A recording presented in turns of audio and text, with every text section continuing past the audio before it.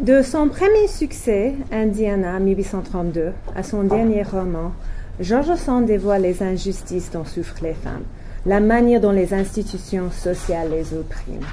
Et Gabriel, autre roman des années 1830, ne fait pas figure d'exception. Le jeune héros éponyme de Gabriel reconnaît, et je cite, « la grâce et l'honneur d'appartenir à la race mâle. Sans doute, je pouvais naître femme, réfléchit-il, et alors, adieu la fortune et l'amour de mes parents. J'eusse été une créature maudite. » Mais attendez, Gabriel est né femme. Le héros de Sand est né femelle, mais a été élevé comme garçon pour conserver l'héritage familial. Comme se le demandait Carrie Pector en 2007, et c'est la première citation, j'ai quelques citations assez longues sur votre fiche, c'est la traduction. À partir du moment où le sexe du bébé est nommé, quels sont les processus par lesquels les filles et les garçons comprennent ces aspects de leur identité, les construisent, les revendiquent et les projettent leur construction aux autres? Bon. Dans Gabriel, George Sand pose cette même question presque 150 ans plus tôt. Le précepteur employé par le prince pour réaliser l'éducation virile de Gabriel crée un monde tel que le héros doit le percevoir.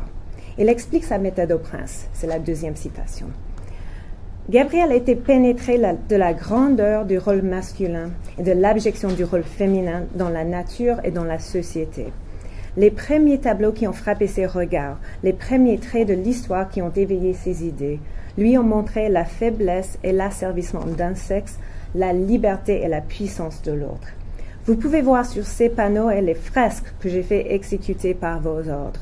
Partout, les femmes esclaves, propriété, conquête. En décrivant comment Gabriel est entouré de ces tableaux, le précepteur met à nu comment la virilité s'établit comme mythe universel, où l'homme se démarque de la femme. Olivier Gazelet parle justement, je vais vous citer, des générations de faiseurs de mythes qui fabriquent une cosmologie, une théologie, une politique, une morale, une biologie des sexes propres à faire de l'homme le centre du monde et à normaliser et même sacraliser la servilité de la femme. C'est un processus qui s'effectue normalement au niveau de l'inconscient, ou au moins dans l'ombre, mais pas dans Gabriel, où ce processus est démystifié et explicite. Le féminisme de Sand est au cœur de beaucoup de travail critique sur l'écrivaine. Sand met en scène fréquemment la tragédie des rôles que doivent jouer ses héroïnes.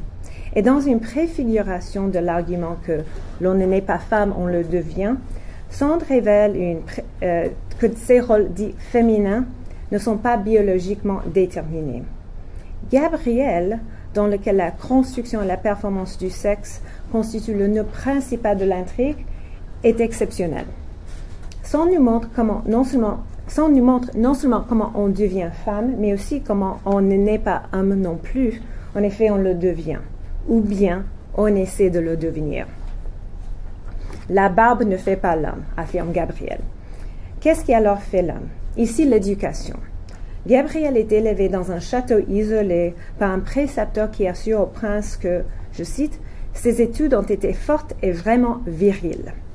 En apprenant le latin, le grec et l'histoire, la philosophie et les lettres, Gabriel apprend la virilité intellectuelle. En apprenant à chasser, à faire la guerre et du cheval, il apprend la virilité physique. Avant tout, en apprenant l'importance du courage et de la liberté, il apprend la virilité morale. Regardons de plus près en quoi ces leçons soient viriles. L'accès même au savoir, grec, latin, philosophie, est un marqueur de la virilité puisqu'une telle éducation est longtemps demeurée la chasse gardée des hommes. Mais l'éducation de Gabriel est aussi physique. La première fois où le prince voit son petit-fils, celui chevauche un cheval.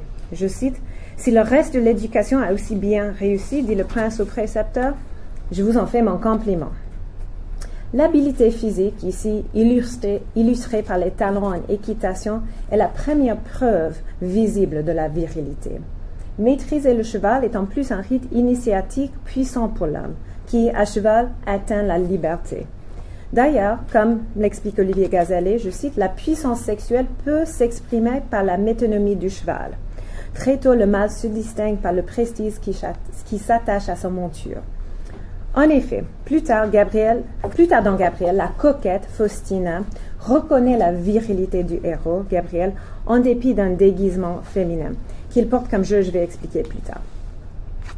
Elle dit, « Je vous reconnais, s'exclame-t-elle. Je vous ai vu passer à cheval l'autre jour, et vous montez à cheval mieux qu'Astolphe, mieux qu'Antonio lui-même, qui pourtant ne m'avait plus que rien que pour cela. » Ici, la séduction de la femme va de pair avec la maîtrise du cheval, et par conséquent, Gabriel, qui est doté d'une virilité qu'aurait pu démentir ses traits délicats et son déguisement féminin. Le précepteur assure au prince que le jeune étudiant, et c'est citation numéro 3, aime l'étude, et il aime aussi les violents exercices, la chasse, les armes, la course. En lui, le courage supplée à la force physique. Bon, il ne suffit pas de développer l'esprit et le corps pour devenir homme. L'étudiant doit développer aussi des traits moraux tels que le courage et un goût pour la violence. En effet, dans une des premières scènes du texte, Gabriel apprend de son précepteur, je cite, qu'un homme ne doit jamais avoir peur. Il y a dans l'homme une disposition naturelle à affronter le danger et c'est ce qui le distingue de la femme. Fin de citation. Gabriel, pourtant, le corrige. Je crois, insiste-t-il, seulement qu'un homme ne doit jamais laisser voir à son ennemi qu'il a peur. Bref, Gabriel reconnaît l'imposition des règles que les hommes doivent suivre, mais maintient que ces règles imposées n'ont rien à voir avec la nature masculine. Il note que ce ne sont pas les hommes qui sont naturellement courageux, mais plutôt les enfants. Il se rappelle, je cite, « Quand je n'étais encore qu'un enfant, je m'exposais souvent au danger plus volontiers qu'aujourd'hui, c'est que je n'avais pas conscience du danger. S'il y a un courage naturel, c'est celui de l'enfant qui ne sait pas mieux. » Naturel ou non, le précepteur souligne l'importance du courage quand il prépare Gabriel à apprendre la vérité que son grand-père est venu lui révéler. Gabriel doit donc s'armer d'un courage dit masculin pour supporter la nouvelle qu'il est né biologiquement femme. Gabriel, en fait, se résout à démontrer ce courage. Est-il pourtant autant devenu homme au moment même où il apprend la vérité sur son sexe biologique? Après avoir appris la vérité, Gabriel va trouver Astolphe, son cousin déshérité. Sitôt dans l'entourage d'Astolphe, Gabriel se trouve dans une bagarre dans un bar pour défendre son cousin. Nous voyons ici la première épreuve, dans le monde réel, de l'éducation virile de Gabriel. Je cite, « Gabriel est pâle et silencieux, mais il se bat avec sang-froid. » Il semble que Gabriel, ayant appris les valeurs et les compétences viriles du combat, soit devenu un homme. Et pourtant, si Gabriel a appris la violence, une telle virilité ne lui est pas naturelle. Après avoir tué son adversaire, Gabriel, je cite, « très pâle et près de défaillir, admet « J'ai horreur du sang ». Ici, je ne peux pas m'empêcher de faire référence à Aristote et plus tard à l'hypothèse d'Alain Testa concernant le sang et la menstruation. On en a déjà parlé aujourd'hui. Testa prétend que les femmes sont exclues de faire couler le sang dans le combat ou la chasse, par exemple, parce qu'elles saignent elles-mêmes régulièrement. C'est l'homme qui a un rapport actif avec le sang. Il peut le faire couler quand il le veut, s'il le veut, tandis que la femme doit subir passivement les épanchements involontaires. Le héros de sang est techniquement préparé, en ce qui concerne ses compétences, à faire couler le sang. Mais c'est une expérience traumatique que le héros continue à revivre. Je cite, « J'ai détourné les yeux, je n'aurais pas eu le courage de regarder une seconde fois cette bouche sanglante, cette tête fracassée. J'aurais pas cru la mort si horrible. » Et il y a un contre-exemple au désarroi de Gabriel. Tandis que Gabriel est traumatisé par ce combat mortel, Astolphe a l'air non affecté. Regardant son cousin calmement endormi, Gabriel se demande « Est-ce courage ou est-ce férocité ?» Autrement dit, Astolphe est-il naturellement doué du courage qu'on a enseigné à Gabriel ou est-il plutôt féroce, sauvage, non civilisé? Courage et férocité, on le voit, peuvent se chevaucher et se confondre. L'esprit guerrier est donc un élément constitutif de l'homme et aussi paradoxalement inhumain s'il n'est pas bien géré. Devenir homme est une tâche quasi impossible. Gabriel est féminin dans sa réaction à la violence et au sang, c'est-à-dire pas un homme. Astolphe, par contre, est presque inhumain dans son indifférence, c'est-à-dire pas un homme. Quand Gabriel et Astolphe font connaissance pour la première fois, Gabriel se décrit. C'est citation numéro 4. « J'aime mon cheval, le grand air, la musique, la poésie, la solitude, la liberté avant tout. » Ce qui est à première vue une introduction banale est en fait un résumé de son éducation virile, physique, intellectuelle et morale. La masculinité et la liberté sont inextricablement liées pour Sand, qui dans son pseudonyme, son écriture, son habit, a recherché la liberté qui n'était pas permise à son sexe. C'est ainsi logique que les leçons qui préparent Gabriel à devenir homme s'intéressent énormément à la liberté. Le précepteur explique au prince, et je cite, « Son âme romanesque, dont je n'ai pas pu façonner absolument à votre guise tous les instincts, se révoltera peut-être au premier choc. Mais l'horreur de l'esclavage, la soif d'indépendance, d'agitation et de gloire triompheront de tous les scrupules. » Le précepteur prédit que Gabriel acceptera de réprimer ses instincts romanesques, voire féminins, pour éviter l'esclavage. Le précepteur lui a inculqué un autre instinct plus puissant, la soif masculine de la liberté. Et le précepteur a raison. En prison, Gabriel contemple son cousin serein. Je cite, « Il dort comme s'il n'avait jamais connu autre domicile. Il n'éprouve pas, comme moi, une horrible répugnance pour ces murs. » Astolphe est né mâle, mais n'a pas le même goût pour la liberté que ressent Gabriel. Astolphe, qui est viril par anatomie, mais dont la virilité est souvent remise en question, fait office de faire-valoir auprès du héros qui est viril par éducation. Gabriel apprend, et explicitement de son précepteur, que les femmes ne sont pas libres. Ça, c'était la deuxième citation. Il doit donc se définir par opposition comme un homme indépendant. On a déjà vu comment le précepteur se vante d'avoir entouré Gabriel d'histoires et d'images de l'asservissement d'un sexe, la liberté et la puissance de l'autre.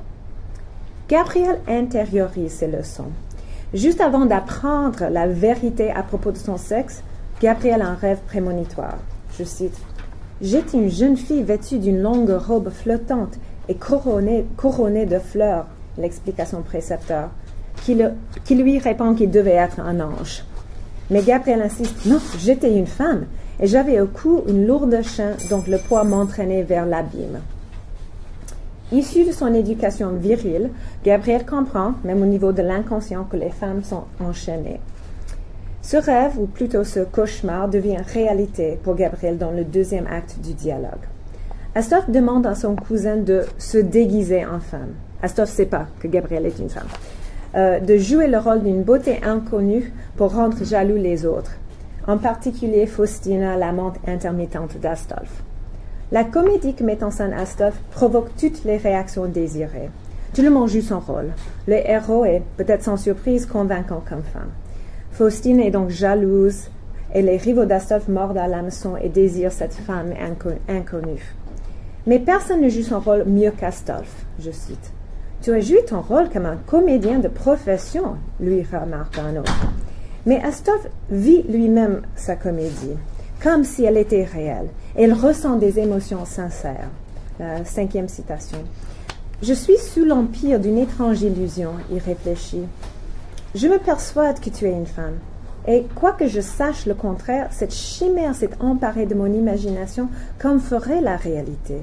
Plus peut-être, car sous ce costume, j'éprouve pour toi une passion enthousiaste, craintive, jalouse, chaste, comme je n'en éprouverai certainement jamais. » Ici, Astolphe fait écho à sa réaction initiale à Gabriel en travesti. Quelques pages auparavant, quand il voit Gabriel déguisé en femme pour la première fois, il admet, c'est la citation suivante, « Si je t'avais vu ainsi la première fois, je ne me serais jamais douté de ton sexe. Tiens, je serais tombé amoureux à en perdre la tête. » La comédie progresse, et pourtant, et le conditionnel change à l'indicatif. Astolphe n'est plus dans un état spéculatif, je serais tombé amoureux, mais plutôt émotif, j'éprouve une passion. Quand Astolphe rentre plus tôt que prévu, il voit son cousin en train de se déshabiller. Et il apprend le secret de Gabrielle. Gabrielle est sa femme idéale en chair et en os. Les cousins tombent amoureux, et conformément au désir d'Astolphe, le héros doit assumer son sexe biologique et devient Gabrielle, E-L-L-E. Le héros de Sand doit littéralement devenir une femme du jour au lendemain, à l'âge majeur. Au moment où elle accepte d'être la conjointe d'Astolphe, Gabrielle doit désapprendre la virilité et apprendre de nouvelles règles du jeu. La famille d'Astolphe ne sait rien à propos de cette femme mystérieuse qui est devenue leur belle-fille, mais ils sont stupéfaits par cette personne qui ne se confesse pas et qui lit toutes sortes de livres. Le jeune Gabriel a appris la philosophie, le grec, le latin. Cette éducation virile ne convient pas aux femmes. Dès que le héros commence à vivre en tant que Gabrielle, E-L-L-E, elle doit remplacer la virilité intellectuelle par des compétences plus féminines. Initialement, Astolphe défend Gabrielle, mais lui aussi devient frustré par la trace tenace de l'éducation virile de son amante. Quand il quitte la famille d'Astolphe pour s'installer dans une petite maison de campagne isolée, Astolphe a les mêmes plaintes qu'a eu sa famille. Je cite. Tu deviens chaque jour plus philosophe, Gabrielle. Tu argumentes du soir au matin comme un académicien de la Crusca. Ne saurais-tu être femme? Astolphe réprimande Gabrielle de ne pas savoir comment être une femme, et paradoxalement, c'est le savoir vaste de Gabrielle qui en est la cause. Le précepteur de Gabrielle prévient Astolphe des conséquences néfastes qui résulteront de vouloir enchaîner Gabrielle par le mariage. Je cite, « Ainsi, vous voulez être le maître. Je connais Gabrielle. On a voulu que j'en fisse un homme et je n'ai que trop bien réussi. Jamais il ne souffrira un maître. » Fin de citation. Que les femmes aient un maître soit, mais pas Gabrielle. Mais Astolphe, lui aussi, a appris la virilité, à se démarquer de la femme en la maîtrisant. Et il réfléchit, citation numéro 7. Les pas de la femme sont rapides dans la carrière du vice. Nous autres, nous savons, nous pouvons toujours nous arrêter. Mais elles, rien ne les retient sur cette pente fatale. Et puis il ajoute, une femme peut-elle descendre assez bas pour n'être plus pour nous qu'un objet dont notre vanité fait parade comme d'un meuble ou d'un habit. Autrement dit, les femmes doivent, de l'un, être sous la surveillance comme si elles étaient des enfants, ou bien deux, mises en service comme si elles étaient des objets. Bon, Astolphe schématise ici les principes du Code Napoléon. Sous le Code civil, le statut de la femme mariée était au mieux celui d'un enfant qui échange l'obéissance pour la protection et au pire celui d'un bien sans aucun droit personnel. Gabrielle et Astolphe ne se marient pas. Et pourtant, le héros n'arrive pas à vivre libre. Le texte de Sand flirte avec de nouvelles possibilités pour les femmes et pour les hommes.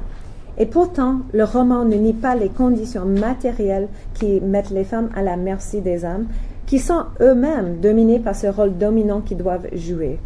Je cite Astolphe ici. En te ramenant ici, chaque année, Gabrielle, le tyran se condamne à plus de maux que sa victime. Mais il ne peut pas échapper à ce rôle de tyran. Ayant peur que Gabrielle le quitte, Astolphe la suit et l'enferme dans sa chambre, dont il met la clé dans sa poche. Dans la préface de Gabrielle, Sand insiste que son dialogue est la fantaisie pure. L'action se déroule ailleurs, en Italie au XVIIe siècle. Et pourtant, cette fantaisie n'est qu'un commentaire légèrement voilé sur les conditions du monde réel que connaît bien Sand, en France au XIXe siècle, où les hommes doivent constamment affirmer leur virilité. D'un côté, Gabrielle souligne l'artifice des rôles sexuels. En dépit d'être né femelle, le héros de Sand peut apprendre à être un homme et ne peut pas vivre comme une femme. Ceci dit, artifice ou non, ces dictats sont violemment imposés. Fantaisie pure ou non, dans Gabrielle, on voit la réalité de la masculinité post-révolutionnaire, qui doit se réinventer et qui ne doit rien considérer comme allant de soi. La Révolution française a inauguré une instabilité en France, où tous les rôles fixes de l'ancien régime étaient mis en question. L'identité de classe, bien sûr, telle qu'elle était connue avant la Révolution, se défaisait. Et de même, l'identité sexuelle, voire la virilité, était en crise de redéfinition. Au XIXe siècle, explique Alain Corbin, je cite, « Masculinité et virilité doivent se faire ostensibles autant qu'il est possible. D'où l'importance de la moustache ou la barbe, de la défense de l'honneur et donc de la pratique du duel. » Après la Révolution, fin de citation. Après la Révolution, la virilité va moins que jamais de soi et doit constamment s'affirmer et s'afficher. Ainsi, les hommes post-révolutionnaires ont façonné leur corps et leur nature sexuelle, tout comme Gabriel, mais d'une manière perverse, dans la mesure où ils ont imposé les idéaux presque impossibles à atteindre. Robert Nye, qui écrit sur les duels et l'honneur, soutient qu'ironiquement, dans une société telle que l'époque post-révolutionnaire, la virilité est toujours en train de se construire, mais elle est aussi toujours fixe, comme un télos, un but nécessaire mais définitivement inaccessible. Autrement dit, Gabriel est à la fois fantaisie pure, comme le prétend Sand, et le héros est un modèle de la quête impossible à devenir homme qui définit l'époque de George Sand. Dans Gabriel, la virilité est à prise précaire et doit être constamment prouvée. Une manière typique de prouver la virilité, surtout en France à l'époque, est le duel. Dans Gabriel, on voit le duel pour la première fois quand Astolphe, dont la virilité vient d'être mise en question par Faustina et menacée par Antonio, veut mettre à défi son rival au duel et ainsi affirmer sa virilité précaire. Plus tard, dans le dernier acte du dialogue, c'est le héros qui affronte Antonio dans un duel. Antonio, ayant deviné le secret du héros, trouve Gabriel à Rome et l'accuse d'être une femme. Antonio lui propose le choix, de soit admettre sa féminité, soit prouver sa virilité par le duel. Antonio est sûr que, je cite, « si c'est une femme, elle va prendre la fuite. » Mais quand le combat s'engage, Antonio doit admettre « c'est là le jeu d'un homme. C'est pourtant bien là la main d'une femme. » Les indices dévoilant le sexe de Gabriel se contredisent. Son comportement et ses talents ne correspondent pas à son corps. Mais en fin de compte, Antonio concède. Femme ou diable, il m'a fort arrangé. Antonio exprime ses doutes, mais Gabriel reste un il. Être homme ici dépend plus des valeurs acquises qu'à trait physique. Le duel est une preuve de la virilité. D'abord parce que pour y réussir, il faut les compétences qui ne sont maîtrisées que par une certaine classe d'hommes.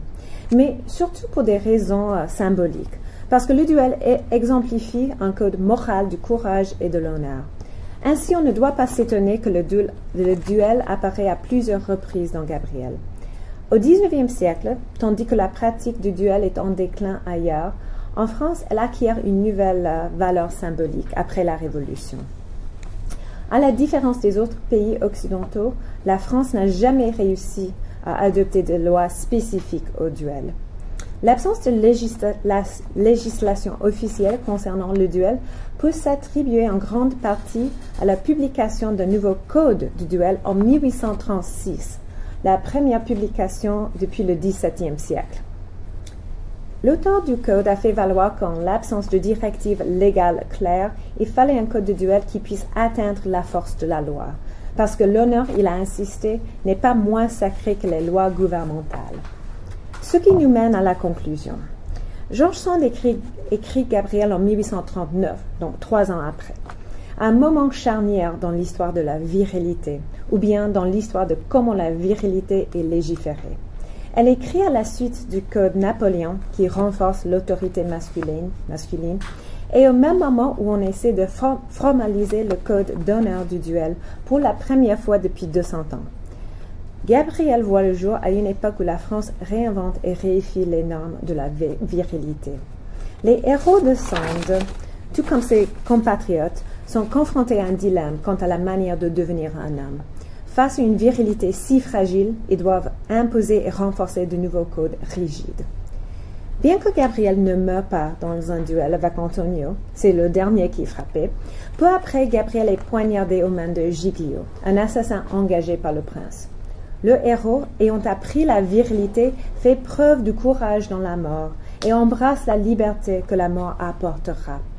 En tombant, il reconnaît, je cite, « C'est bien frappé, je demandais la liberté et tu me l'as donnée. » Quand Giglio appelle Gabriel un homme qui me ressemble, l'assassin reconnaît non seulement l'humanité de Gabriel, mais aussi la virilité du héros dans ce dernier moment de sa vie.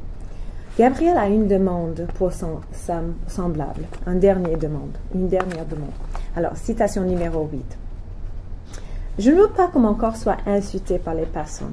Attache-moi une pierre et jette-moi dans l'eau. Je souffre. Arrache-moi ce fer de la poitrine. Ah, merci, je me sens mieux, je me sens libre. Mon rêve me revient. Il me semble que je m'envole là-haut, tout en haut. » Alors que Gabriel, qui porte le nom d'un ange, plonge dans le Tibre depuis le pont Saint-Ange, qui porte aussi bien son nom, il a un contre-mouvement vers le ciel. Le héros réalise paradoxalement son rêve de devenir ange, de s'échapper à la fois des dictats de la virilité et de l'assujettissement dont souffrent les femmes.